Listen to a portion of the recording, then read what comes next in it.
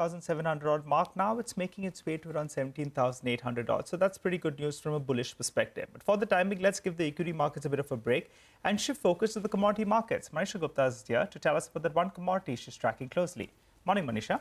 Morning, Nigel. Thank you for that. I'm looking at the metal prices, and within that, I'm looking at steel because that one is trading at a 2-year lows. Overnight, we've seen 2.5% of a decline onto that one in the Chinese markets there. The Chinese investment in the property sector is down by 8% in this year until now, and that continues to weigh onto the prices there. Apart from that, there also is a World Steel Association report suggesting that in this year, the steel demand will decline by 2.3%, and they expect weak demand continuing in the next year as well. And then you have weak business activity indicators that you saw come in from Japan, US, European Union. That continues to weigh in as well. What the markets, though, will watch out for is the third quarter US GDP numbers. That data releases on Thursday. So ahead of that, markets are expected to be quite choppy there. I also want to bring on screen on what the steel prices have done until now in this year. So we started with a high of 4,540. We did see a high of 5,209. But as of now, we are trading at the lowest point of this year and a 2-year lows as well at around 3,631. But an interesting report to put on forth is the Goldman Sachs report that came overnight as well,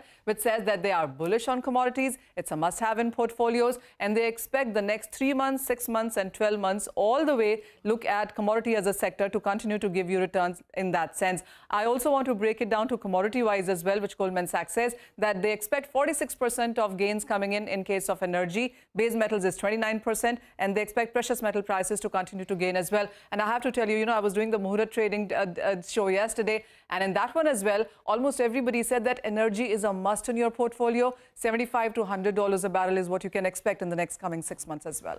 Okay. It's not looking very good